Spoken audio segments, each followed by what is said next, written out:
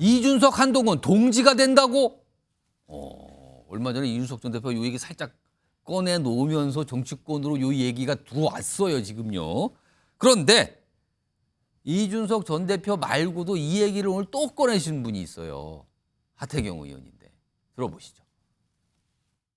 제가 볼 때는 한동훈, 이준석 연대 이게 필승 카드다. 우리 당에. 총선에. 예. 왜냐면 한동훈하고 이준석은 어떤 분은 대체제라고 보는 분들도 있던데 제가 볼 때 예. 보완제예요. 그렇죠. 왜냐하면 이제 이준석 대표는 2030 남성들한테 예. 지지가 강하게 있고 한동훈은 남성보다는 2030 여성과 기존 전통적인 보수한테 예. 지지가 있기 때문에 예. 이게 시너지만 잘 이룬다면 예. 그래서 한동훈, 이준석, 한동훈 연대 이것만 되면은 총선에 제가 볼 때 이길 수 있습니다. 이거는 좀 제3자의 시각으로 보실 수 있는 성춘 민주당 정책위 부의장께 질문을 드려야겠네요. 한동훈, 이준석 연대 뭐 필승카드다, 시너지다 했는데 이 연대 이거 가능하다고 보십니까?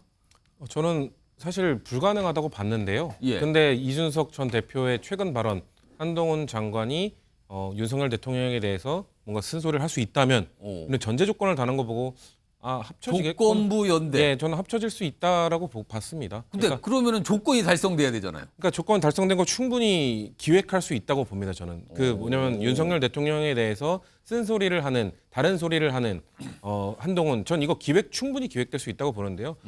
저는 우리 한국 정치사에서 권력자가 2인자에게 바로 권력을 물려줬던 사례가 딱 한 번 있거든요. 이게 전두환 노태우 사례인데 저는 그때를 복귀해야 된다고 생각합니다. 그때를 떠올려 보면 6.29 민주화 선언 때 우리가 드디어 박정철 열사의 희생, 이한열 열사의 희생, 모든 사람들이 희생으로 직선제 민주화를 이뤄냈다라고 기억을 하고 있는데 6월 29일 날 바로 나와서 얘기한 게 전두환 대통령이 아니었거든요. 그렇죠. 6월 29일 날 대담화를 했던 거는 노태우 최고위원이 갑자기 나와서 내가 이 민주화의 목소리를 전두환 대통령에게 얘기하겠다. 그런 다음에 바로 다음날 회담한 이후에 7월 1일 날 전두환 대통령이 노태우 최고위원의 의견을 받아 내가 이거를 받아들이겠다. 이거 공을 가로챈 거거든요. 그러니까 민주화 운동에 평생을 노력한 사람들의 공을 가로챈 건데 저는 그런 시나리오 충분히 가능하다고 봅니다. 만약에 한동훈 장관이 이제 정치에 대비를 해서 비대위원장 이런 거 맡게 된다고 치고 그러면은 이제 그런 명분 쌓기를 할 거 아닙니까? 그러면은 전 예를 들면 윤석열 대통령에게 비대위원장 입장으로서 제안합니다. 이재명 대표 같이 만나십시오. 이런 걸 만약에 윤석열 대통령이 받아준다고 생각해 보십시오. 그러면은 국민들이 바라보기에 한동훈이 되니까 이제 윤석열 대통령도 독단적 운영을 하는 게 아니라 야당 대표들 만나는구나. 이런 이미지 줄 수 있거든요. 이런 식으로 명분을 주면 이준석 전 대표도 지금 생각보다 본인의 세 과시가 저는 안 되고 있다고 보거든요. 본인의 4만 5천 오늘 몇만까지 올라가는지 업데이트가 안 됐는데 그런 것들 전 개인 청년 정치인으로서 매우 높은 수치라고 생각하나 전 용산의 시각에서 볼 때는 별로 위협적인 수치가 아니거든요. 왜냐하면 지난 전당대회 때 천하람 후보가 받았던 6만 9,100표 지금 그것보다도 못하단 말이에요. 그때는 다 100% 당원이었음에도 불구하고 지금은 사실상 느슨한 신당을 하면 오세요. 신당을 하면 정보 공유하려고요. 이 정도만 했는데도 그때의 수치를 못 넘고 있기 때문에 저는 용산의 대통령실에서 봤을 때는 이렇게 위협적이지 않다. 이준석 전 대표도 알고 있기 때문에 그러면은 사실 이준석 전 대표 입장에서는 합치면은 이준석 대표의 가치는 바로 하락하는 거거든요. 왜냐하면 본인 입으로 양두구역 했었다고 했잖아요. 그거에 대한 명분을 새로 얘기하지 않고 양두구역 시즌2를 찍는다면은 이준석 대표의 가치는 하락하겠지만 저는 국민의힘 전체의 가치는 왜냐하면 이제 최고의 공격수 2명이 한동훈 전 장관과 이준석 전 대표가 같이 민주당을 공격하게 된다.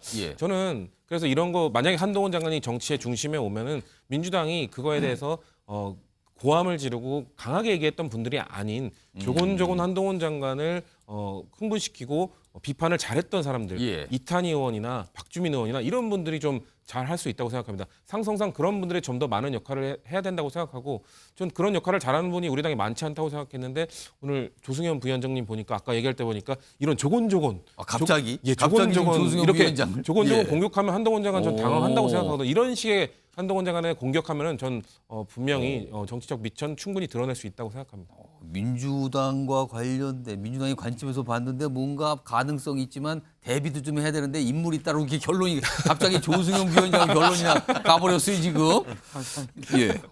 아무튼 훈훈합니다 갑자기. 이런 가운데 한동훈 장관이 사실상 이슈의 중심에 서 있잖아요. 이걸 놓고 해석들을 합니다. 이 상황을 놓고 뭔가 연관을 지어서요. 들어보겠습니다.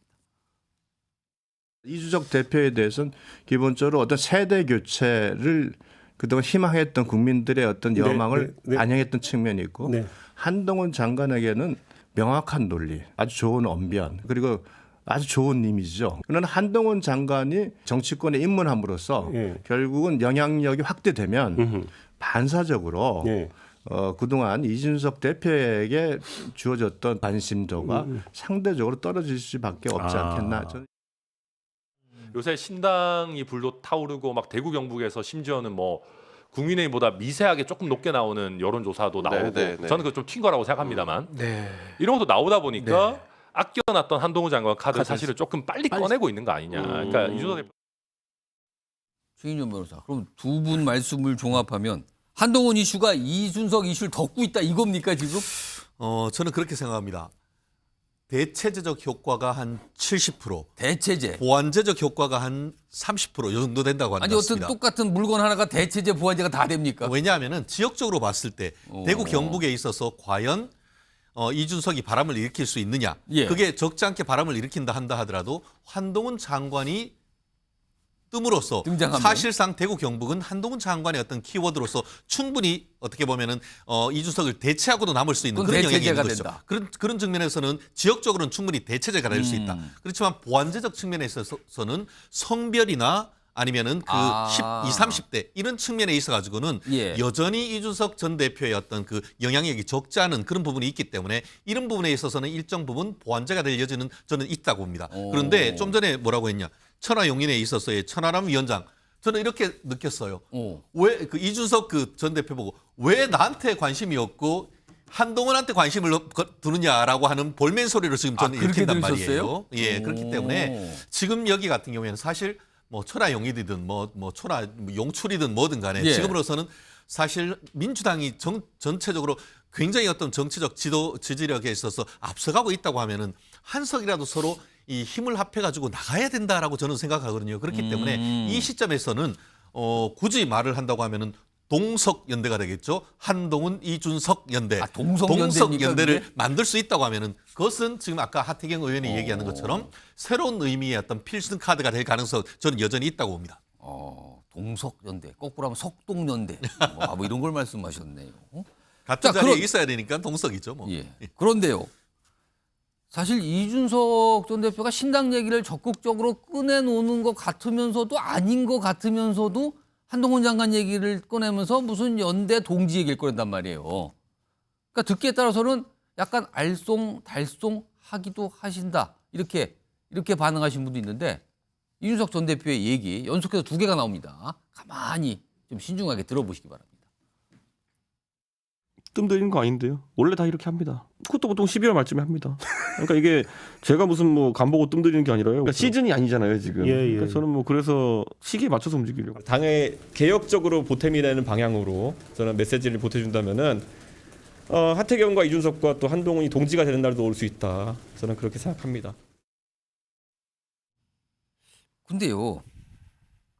글쎄요. 진짜 속내가 뭘까요? 화면 좀 보겠습니다.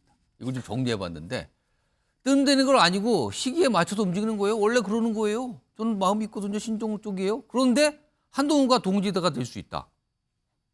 신당을 작심을 한 건지 아니면 단순히 본인 여당 내에서 몸값을 높이는 전략 아니야. 이런 시각까지 나온단 말이에요. 자, 요거요. 최수영 평론가. 아니 어떻게 신당한다는 얘기야 한동훈과 동지가 될 수 있다는 얘기가 같이 나오죠? 형용모순이잖아요. 따뜻한 아이스 아메리카노잖아요. 따뜻한 아이스. 말이 안 되는 거예요. 그러니까 저는 지금 이준석 전 대표가 쓰고 있는 전략이 편승 전략입니다. 그러니까 군소주자 혹은 후발주자들이 예. 1위 주자들 혹은 강자들에게 얹혀가는 전략들을 편승 전략이라고 하거든요. 정치학 이론에서. 근데 지금 이준석 전 대표가 하고 있는 행동이 바로 이런 겁니다. 그러니까 초반에 본인이 띄울 때 이른바 삼지대론 띄웁니다. 그래서 금태섭 양향자 신당과의 약간의 연대 가능성을 내비치고 김종인 위원장을 만나러 갑니다.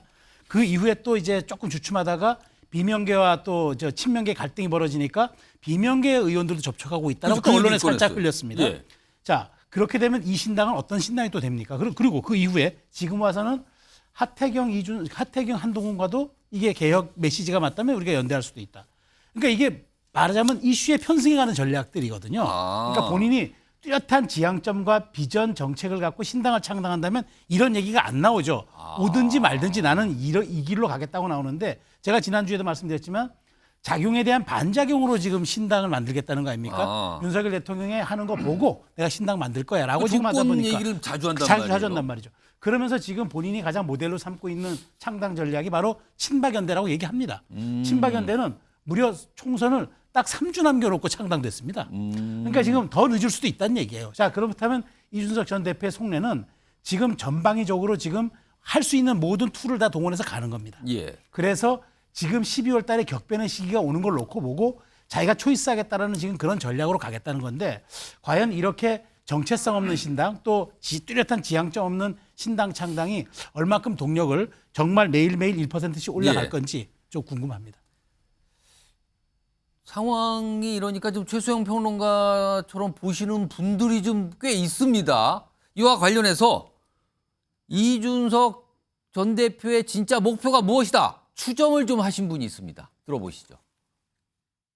신당 창당이 목표는 아니죠. 그러니까 이제 보수 분열의 원흉이 되고 싶지는 않을 겁니다. 본인의 명예 회복과 그리고 본인에 걸맞는 역할을 이제 제대로 찾는 것인데 이 대표를 막아왔던 여러 가지 장애물들이 지금 다들 거치고 있거든요. 예를 들어 윤핵관 같은 거 사실상 해체가 돼버렸거든요. 신당 창당하더라도 어느 시점에 있어서는 다시 합당을 할 거라고 생각합니다. 그러니까 하태경 의원의 분석대로라면 신당 창당 이거 목표 아니고요. 당내 명예 회복이 목표다. 본인이 뭐 원래 생각했던 거 그대로 가면은 남아 있는 거다. 조승현 부위원장은 이 분석, 이 추정 동의하십니까? 뭐 희망사항이라고 생각이 되고요. 지금 이준석 전 대표 같은 경우에는 다시 또 속는 일은 없을 거라고 생각합니다. 왜냐하면 한동훈 장관에 대해 어떤 메시지를 보낸 건 맞지만은 예. 검사 동일체 원칙이라는 게 있지 않습니까? 그러니까 과거에 뭐 노태우 전두환 사례도 있었고 그렇지만은 윤석열 대통령과 한동훈 장관은 한 몸입니다. 그러니까 그거를 갈라놓고 나와 손을 잡을 거라고 절대 생각하지 않을 거고요. 그러면 일부러 저렇게 그 어떤 목적을 갖고 얘기를 꺼내놓은 거다. 한동훈 장관과의 뭐 동지가 될 수 있다. 이건 일부러 꺼낸 얘기다. 그렇죠. 제가 봤을 때는 우리 최 평론가께서 말씀하신 것처럼 전략적인 메시지라고 보여지고요. 지금 이준석 대 한동훈 VS라고 하잖아요. 예. 이 프레임으로 비쳤을 때 어떤 몸값을 올리고 어떤 덩치의 근수를 올릴 수 있는 기회지 않습니까? 지금 뭐 국민의힘에서 여권에서 한동훈 장관을 이준석의 대응 카드로 나왔다는 이런 분석도 맞을 수가 있고 지금 그 반대로 이준석 전 대표 같은 경우에는 편승 전략으로 해서 프레임을 만들어서 VS 프레임으로 만들어가지고 같이 몸값을 키우는 전략일 수는 있지만은 예. 그런데 이제 둘의 지지층 핵심 지지층은 정확하게 그 교집합이 저는 없을 거라 생각합니다. 한동훈 예. 장관의 핵심 지지층과 이준석 전 대표의 핵심 지지층은 교집합이 저는 거의 없을 거라 생각하고 각자 다른 영역에서 포지셔닝을 하고 있기 때문에 예. 그 둘이 합쳤을 때 시너지가 나올 수는 있을 것 같다는 분석은 할 수가 있겠죠. 그렇지만 그건 희망사항일 뿐이지 이준석 전 대표가 다시 또 속지는 않을 거라고 보여지고요. 지금 계속 분석하고 머리를 굴리면서 전략을 짜겠죠. 지금 병립형 비례대표제로 다시 회귀할지 연동형 비례대표 그대로 갈지 아직 결론이 안 났지 않습니까? 예. 그거에 따라서 신당을 어떻게 창당하고 어떤 방향으로 가야 될지 전략이 아직 안 나왔을 뿐이지 예. 저는 신당 창당을 반드시 가고 또 속진 않을 것이고 신당 창당을 가가지고 최소한의 목표라도 이번에 꼭 이룰 것이다. 저는 그렇게 분석합니다. 두 분 듣고 보니까 시각이 다르시네요. 이런 전망이 좀 나왔습니다. 이런 가운데 다음 준비된 영상에 등장하시는 분은 이준석 전 대표하고 통상 앙숙이라고 통하죠. 앙숙. 만나면 서로 르렁 좋은 소리 절대 안 나오는 이런 사이인데요. 근데요. 이분이 좀 다른 소리를 하셨네요. 들어보겠습니다. 어떤 분이 앙숙이라고 표현을 하시는데 그건 서로 미워하는 거 아닙니까? 네. 근데 이준석 대표는 저를 미워하는 것 같아요. 그런데 저는 관심이 없습니다. 안철수 씨 좀 밥 먹는데 조용 좀 합시다. 저는 이 문제로 이미 그 인성에 대해서 국민들이 다 이제 아셨기 때문에 예. 뭐 제가 거기에 보탤 말씀 없습니다. 예. 성준 부의장 많이 웃으셨는데 예. 근데요 안철수 의원과 이준석 전 대표 많은 분들이 누구보다 앙숙 같고 누구보다 앙심이 남아있고 뒤끝 남아있는 것 같거든요. 근데 안철수 의원은 아니라 그러네요. 그러니까 모두가 앙숙으로 알고 있어서 앙숙이라고 이야기하는 건데 왜 앙숙이냐고 말한다고 하시면은 예. 할 말이 없는데요. 관심 없다 그러네요. 예, 그냥. 그러니까 지금 이 일련의 상황, 지금 정치적 흐름 속에서 저는 공식적 패자는 지금 민주당이라고 봅니다. 왜냐하면 이슈몰이에서 아예 패배하고 있기 때문에 지금 아예 관심의 대상에 안 지금 들어가 있다 근데 지금. 오늘 우리 뉴스에서 첫 번째 드디어 민주당 얘기가 들어갔지만 나왔어요. 막말로 가지 않았습니까? 근데 좋은 내용은 아니었어요. 또 뭐 이런 거 얘기하면 민주당에서 이 종편이 편성을 잘못했다라고 얘기할지 모르겠지만 우리 당이 잘한 거 있으면 충분히 첫 번째 이슈로 올라갈 수 있거든요. 그런 정치적 주도를 못했기 때문에 공식적 패배는 민주당이지만 저는 이 비공식적 패배자는 안철수다라고 생각합니다. 왜냐하면은 안철수 의원 입장에서는 지금 작년 대선 때 자기가 투표 3일 전에 지지 선언해주면서 사실상 0.7% 승리에 큰 공헌을 했다라고 생각을 하고 있지 않았겠습니까? 예. 그런데 그 이후로 윤석열 정부 지금 1년 반이 지나도록 본인이 다음 카드가 아니고 오히려 점점 밀려나고 있고 이준석 전 대표가 막 뜨고 있는 상황에서 자꾸 앙숙이라고 하면서 사이가 안 좋아졌는데 지금 한동훈 장관까지 갑자기 이슈에 등장하면서 본인은 지금 많이 답답할 겁니다. 내가 전국을 다녀야 되는데 이런 그렇죠. 생각을 할까요? 지금? 내가 그런 역할을 하면서 당에 필요로 하는 사람이 될 줄 알았는데 그러지 않으니까 많이 답답할 것 같고 그러면서 또 몇 년을 참았다 이 말씀하시는데 근데 몇 년을 참은 거 뭐 모두가 알죠. 근데 몇 년을 참았다가 마지막에 뭐 선을 넘어서 뭐 제명운동까지 가면은 예. 그 몇 년 참은 것 전부가 다 무용지물이 되는 거거든요. 그렇기 때문에 좀 안타깝게 보고 있고 글쎄요 저는 안철수 의원이 지금 정치하신 지 벌써 10년이 넘어가는데 예. 그동안 전 많은 오답 노트를 작성하셨다고 생각하거든요. 그 오답 노트를 좀 보시면서 앞으로의 정치에 대해서 좀 고민을 하시는 시간이 필요하지 않나 그렇게 생각하고 있습니다. 근데 오답 노트가 있을까요? 작성을 하셨는지 모르겠네요. 그럼 본인이 본인 다 작성하고 있지 않았을까? 네. 오답 노트는 본인이 직접 작성해야지 남이 작성한 거 보면 알아볼 수가 없는데 지금 어떻게 될지 모르겠네요. 알겠습니다.